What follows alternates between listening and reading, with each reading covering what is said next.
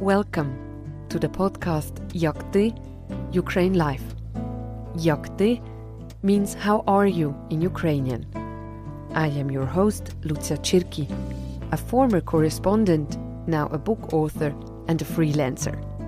I am more than delighted to welcome today's guest on the show, Olena Rozvadovska. Olena is a Ukrainian children's rights advocate and co-founder of Voices of Children. Voices of Children is an organization that provides psychological support to children affected by Russia's war against Ukraine. Welcome to the podcast, Olena. Thank you so much. Thank you for invitations. Thanks for joining us today. In 2015, after war struck Ukraine for the first time, you left your job and moved to the grey zone to help and to volunteer with children. What compelled you to make that decision? Because of my background as a child rights advocate and protection of children's rights, so it was very obvious when the war started, when the anti-terroristic operation firstly started in Ukraine in 2014. It was more than 10 years ago, can you imagine, after the annexion of Crimea. So it was very, back that time, big frustration because nobody from us was ready, was prepared to work in a conflict zone and to work and to protect children affected by military operations, anti-terroristic operation, by occupation, so Crimea is a huge territory, and Donetsk and Luhansk Oblast, it's a huge territory with a population around 1 million of children. So we understood that so many children was affected by this occupation and invasion. So it was very obvious that we don't know on a practice how to protect them. That like we have a lot of conventions, Geneva conventions, we have a lot of international documents, but in reality, how it should work? Do we have to evacuate all of the children from Donetsk and Luhansk and eastern Ukraine? And it's a huge amount of cities and people. Do we have to evacuate them somewhere? How they have to continue to go to school?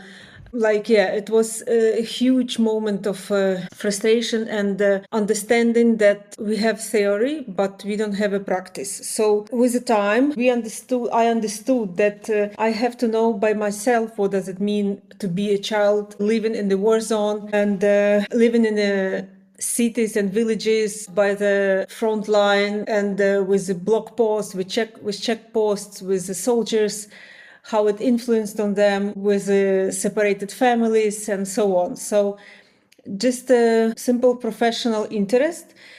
And I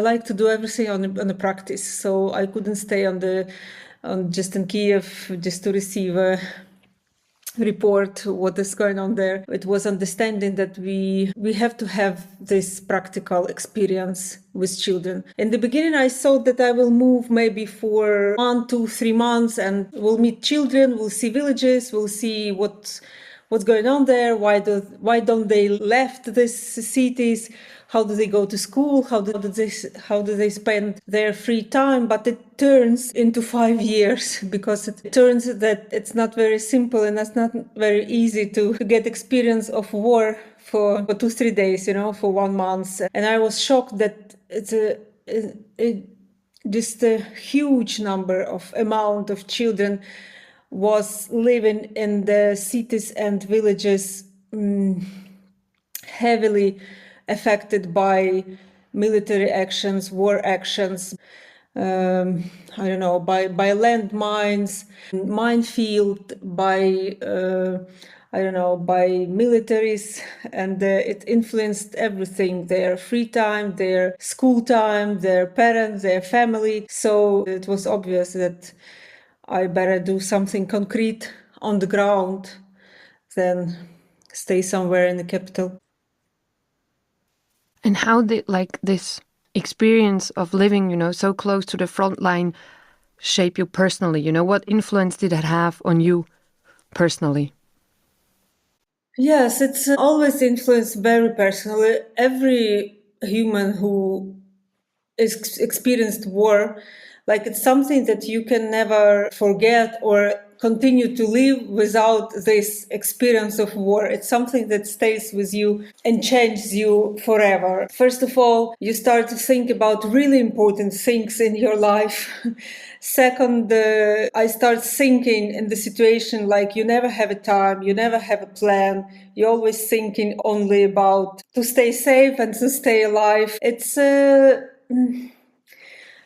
It's also showed me a lot of meaningful things, and also it gives me so much understanding of childhood, of children, of their understanding of war. Because being adult, I was 30 with something back that time. Yeah, now I'm 40, so it was 2015. So I was 30 with something. And in this age, you see the war from one perspective. But when you meet a 10-year boy or 7-year girl, you just communicate with them and play with them and have a time with them. Like sooner or later, you start to talk about the war. What do they see around them?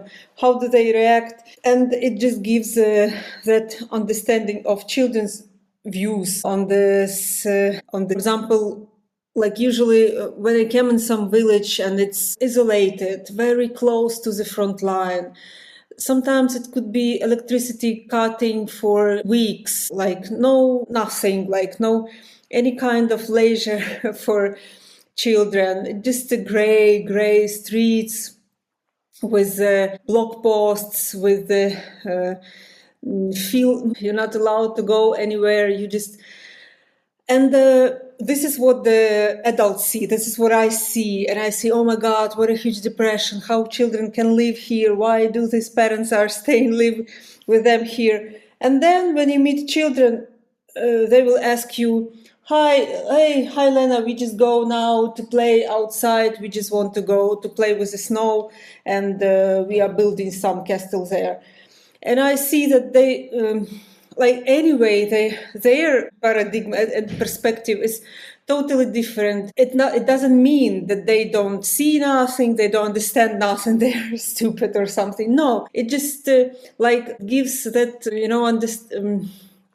that feeling of living one day. You don't know what will be tomorrow, and you are not crying on your destiny. You are not praying God why you are so unlucky. You just use your day. And if you have a snow, why don't you play snow no matter what's happening around, So this is what really children gives me, that understanding that they are so present at the moment. And it's so important for surviving to be present at the moment, to use any time for just to do what you want to do and continue to play. And this is also gives me that understanding that children always, the game, the play, it is the best way to interact with children, to communicate with children.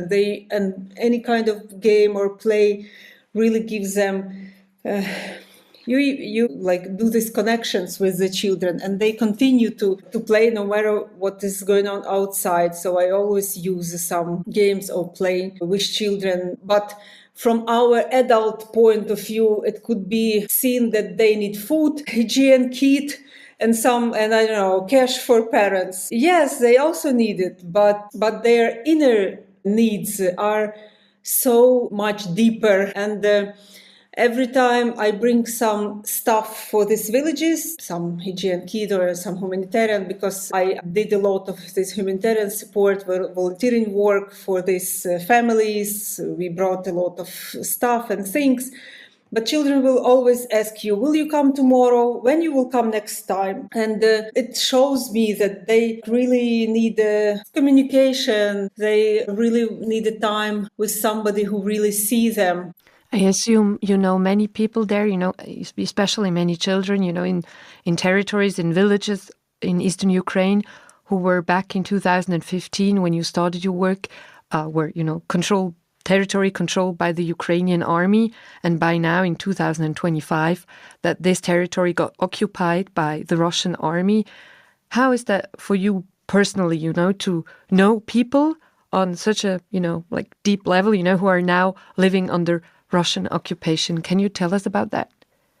Yeah, all of these villages where I was working till the full-scale invasion, all of them are now destroyed or occupied or not exist anymore. Most of the families and children I knew, they fled, they left. And for most of them, we helped to evacuate because they were ready. They were living in the frontline areas, but they didn't want to live under the occupation. So their position was very clear, and they were, even before the full-scale invasion, it was a danger frontline area, but at least it was under Ukraine control. But with the full-scale invasion, most of the people and families I know, they fled.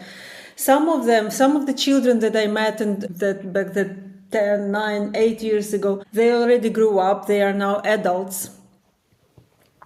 And some of them continue to work in our foundation. In some of the villages, we created our spaces where we spend the time with children, and now everything is destroyed. And for a moment, it was tough because everything you created, everything is destroyed. But for now, I understand that the most important thing that happened is that we had this time together, and children anyway have happy moments from that years. Thank you so much for sharing, your experience with the families in those villages who are unfortunately not anymore under control of the Ukrainian army. More than 3 years into the full-scale invasion, UNICEF warns of a looming mental health crisis among young people in Ukraine, among children in Ukraine. Nearly 1/3 of Ukrainian teenagers feel persistently sad or hopeless. From your perspective, what is the overall psychological state of Ukrainian children right now from your experience? Yeah, what we see now, the picture is devastating because we and the children continue to live in a situation of everyday traumatizing experience already 3 years. And what's really make this very hard to work with this trauma, because for example, you could work with a child for example, he was scared about some bombing and he had a panic attack, and he went through some period of consultation with our psychologists, and now he's mentally fine. And again, another bombarding happened, and he's again coming back to our psychologist with again flashbacks and with a request to work. So it's something that, like, the situation is that the number of those children who need the support is so huge. It's much more than our organization can provide. Like all of our organizations inside of Ukraine can provide. It's just impossible because it's millions of children. But even with those with whom we work already, like, it didn't say that this child will not come back to us, because we continue to live in the situation of war, in the situation of attacking the civilians' objects and residential buildings, and you can watch it from the news like every day. And this is what makes it very difficult. And also, so regarding the requests of children, yes, a lot of requests from teenagers about depression, about one of the top requests from teenagers is that I'm afraid of my future. I don't understand what to expect from my future. And this anxiety comes from there, because they don't understand what to do, where they have to go to study, where they will live even. Maybe their parents will decide to change a city, and it creates, and also they are separated with their friends, because so many children like fled the country with the families or changed the place of living. So, or they are those who are now internally displaced families, and they have to adopt in a new area. So it creates so many anxiety and stress and frustration for them. Also, young children, very young children, like age of 3, 4, 5, 6, 7. There is children that never enter school even. They had only online classes because, for example, it was a COVID in the beginning, so all the schools was online. After it was a short period of ending of quarantine, and the full-scale invasion starts. So they didn't have the time to come back to school. Like they continued to study online. So for 4 years, some of the children never been in a physical school, and they never seen in a physical life their classmates. And I just recently came back from Mykolaiv. It's a city in the south of Ukraine next to Kherson. So it's a frontline city also. And our psychologists told us that they have one of the teacher from a school, from a local school, reached them because schools there are online format. And she's a teacher of a fourth class. And she said that my pupils never meet physically, never. They study only online. So can we come to your center on the weekends and my pupils just meet each other there in your center? And so this is also how our center works in the frontlines area as a territories where you can physically see another children and physically communicate with them. And also it creates a lot of situations for those children who need a speech therapist, for example. It's a huge number of requests for speech therapists among the frontline, because children don't go to kindergarten, they don't develop their communicational skills, they don't play outside in the yards. It can be dangerous. There is not so many children around. All of the events are forbidden, so mainly they are staying at home, and they have to develop their communicational skills, and they have now a lot of problems with it. So this is also how the war affects children, and not in direct way, not with a rocket, but with the consequences of being isolated, of being out of school, out of communication. Talking about the direct influence of the war on children's life in Ukraine, UNICEF reported that 1 in 5 children in Ukraine has lost a close relative or friend due to the war. How do such losses manifest in children, from working with them? How does grief and trauma look like in a child differently from how it might look in an adult? Yeah, it's a very painful topic. Indeed, a lot of children are lost their fathers, mainly fathers in the army. It can be also not soldiers, but civilians who were killed by some rocket attack. But mainly it's children who lost their father or mother if they served in the army. Yeah, it's indeed a very painful experience, and it depends on the age.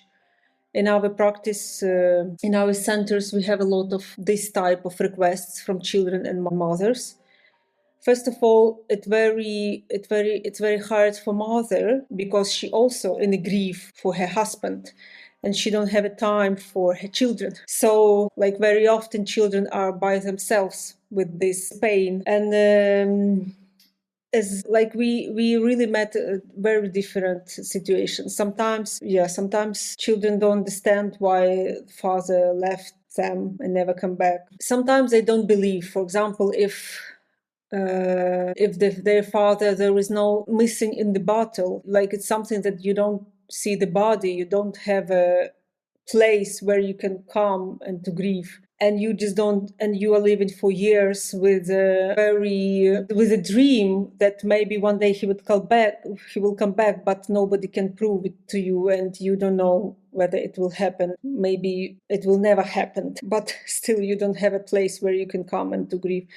for your father. Like it turns into the conflict inside of the families because, for example, they can really don't understand, they can show the different emotions, and relatives around don't have enough of resilient and space for also respond to these emotions because the whole family traumatized. And yes, it's in general, I would say that it's one of the biggest problem for Ukrainian children now in this situation. From our perspective, our psychologists are working with these cases and with children.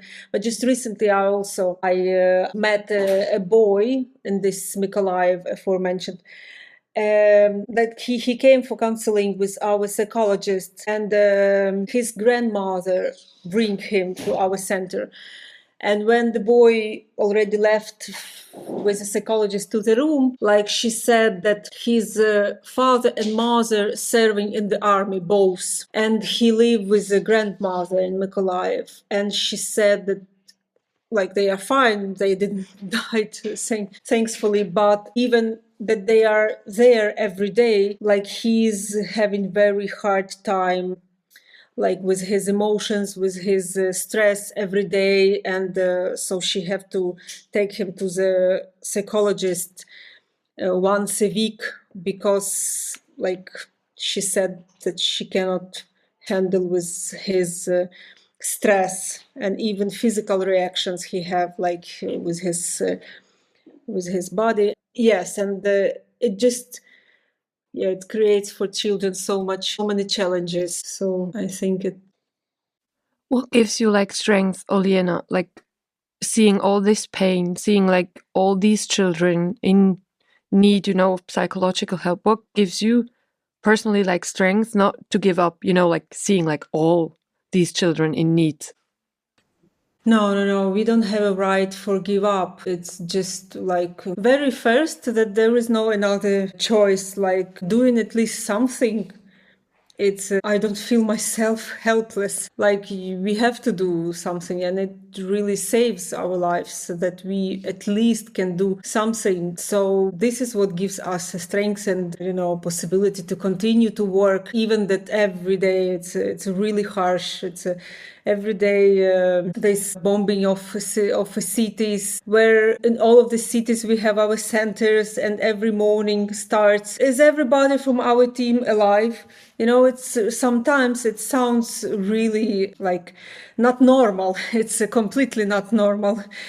But it's better than do nothing. And then what? Why do I have to leave my country and to not to continue to fight? So I think that the biggest strength of Ukrainian and resilient is that we have to do something, and this is just that we don't have another choice. Like you are not thinking, okay, maybe I should look for work somewhere else.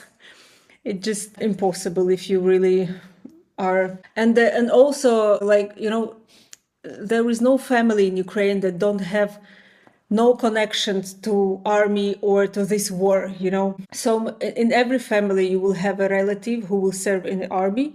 So it like you cannot stay, without any connections. This is war not about me. You cannot, if you are living in Ukraine, you in any way you are connected to this war, or somebody from your family serving in the army, or somebody from your family are fled Ukraine, or like become IDPs or lost something. So this is what's happening with us. So it's not that me helping poor children. It's we inside of this war helping each other. These children helps me not to get crazy, that this world is getting crazy. And I help these children with what I can to provide, support and help and other things, and give them voice that at least they, during their childhood, will see not only the war. What will you say when a person is listening to this podcast? What will you say? What would be like the best way to support children in Ukraine suffering due to the war? Firstly, I would like to thanks to all of the people from around the world that already helped so much to Ukraine. And we, as our foundation, Voices of Children, we received so much support from people all over the world. So first of all, it's a big thanks to all of the regular people who don't know us but feel sad about the situation in Ukraine. And to help children, it's important because children is those who will live tomorrow, and we want that them grew up, prosper, and a good adults that will decide our future.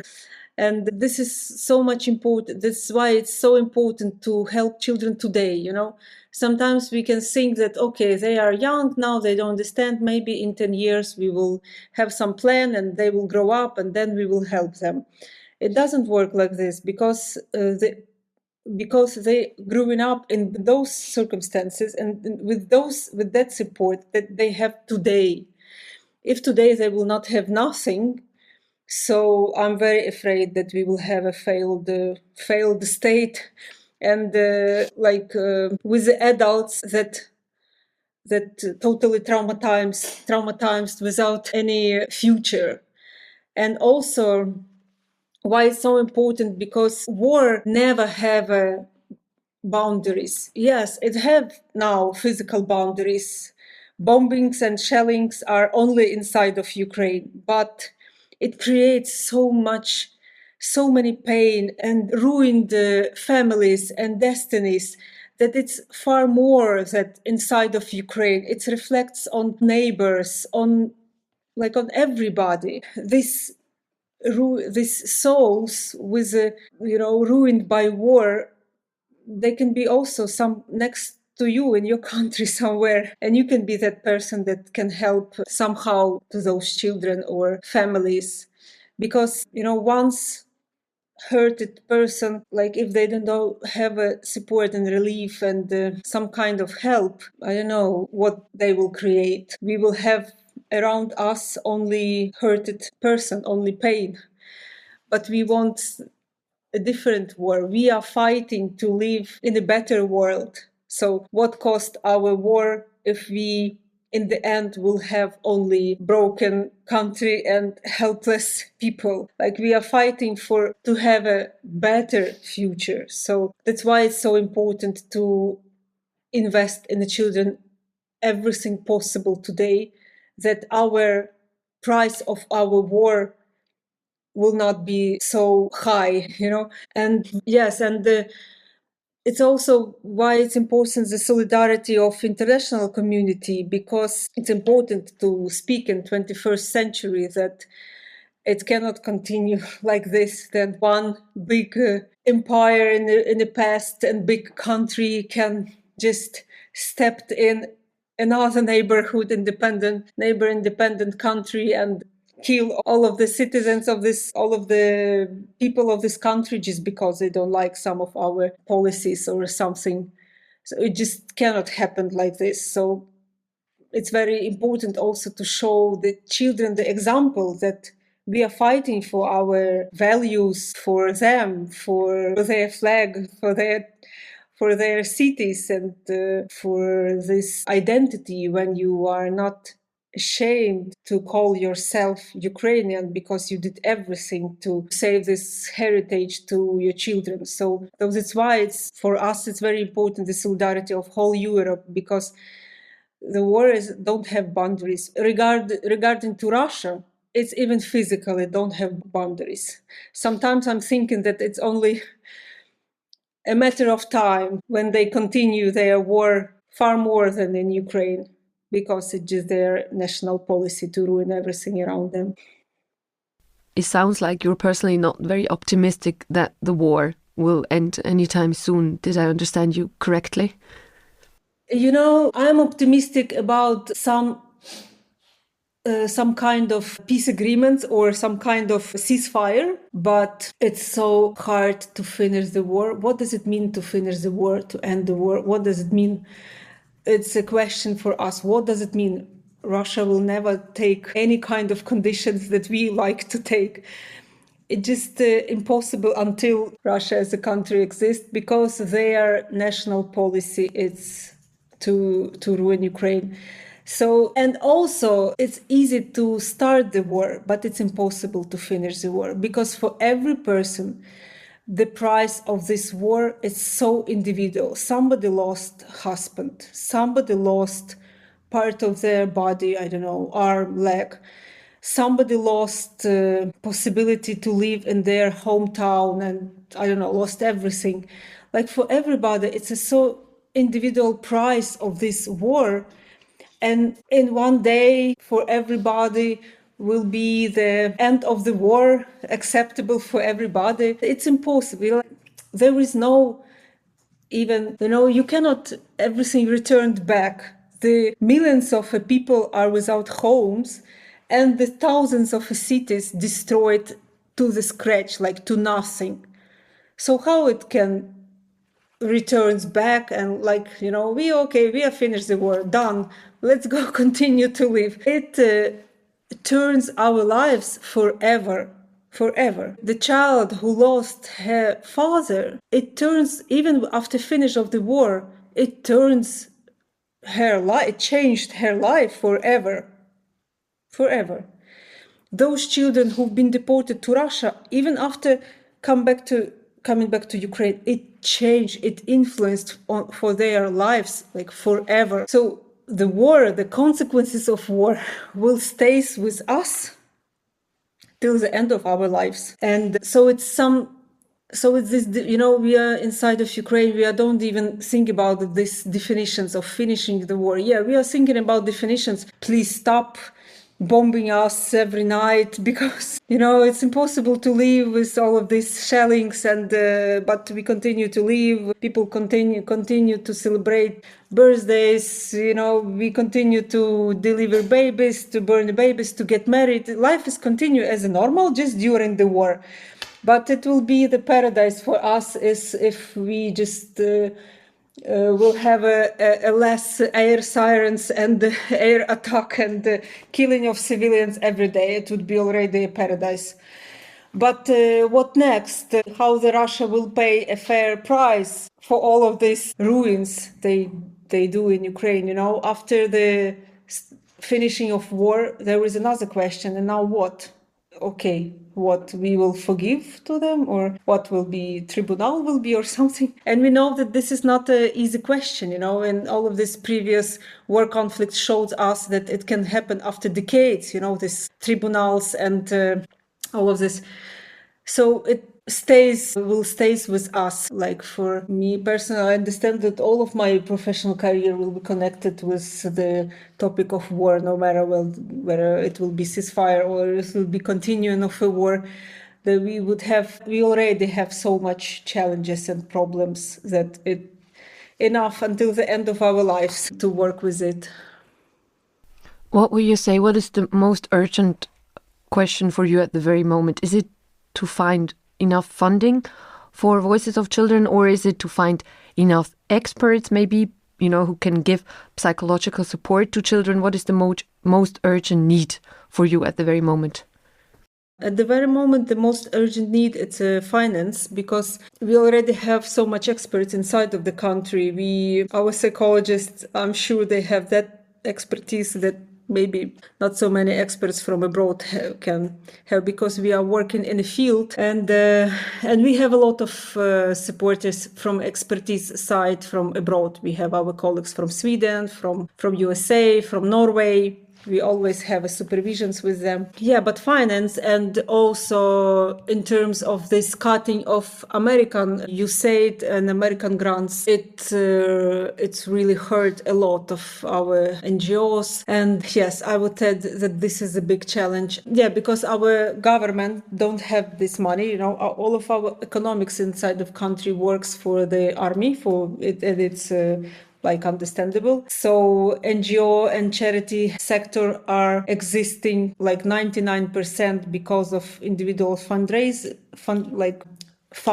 from Europe and from other countries, those foundations that give grants.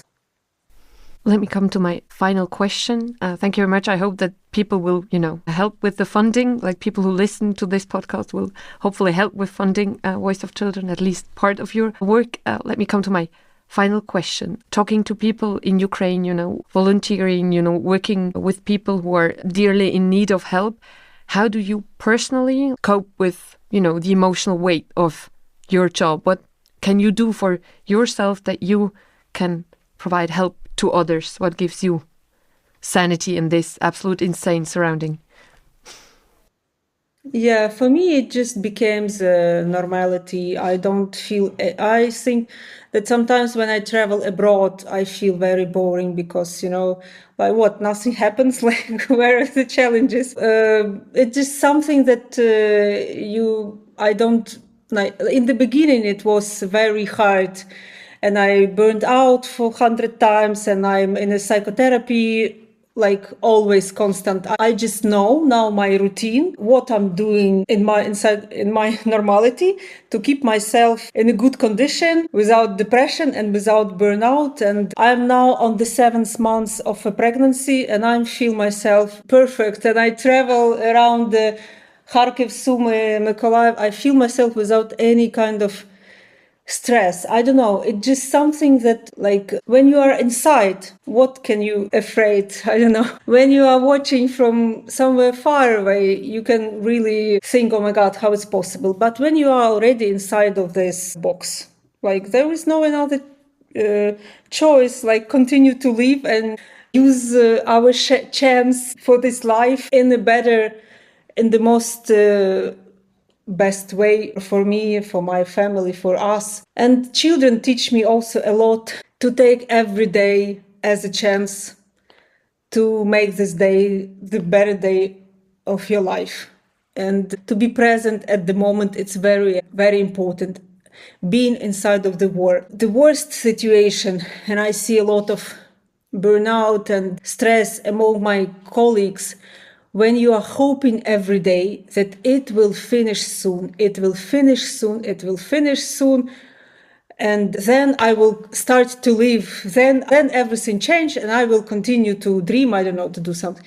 But it's very wrong idea because it just contain a stress inside of you, because it may never finish. But your life one day will finish definitely. So to concentrate only on your life and what is it possible. And I'm not in the worst position possible.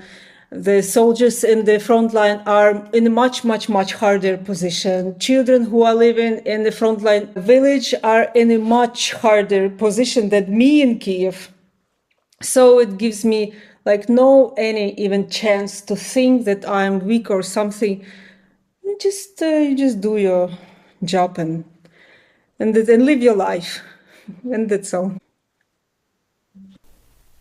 Thank you so much, Olena, for joining us on Yak Ty, Ukraine Life, and congratulations to your pregnancy, and thank you. Only the best for you and your child. Thank you.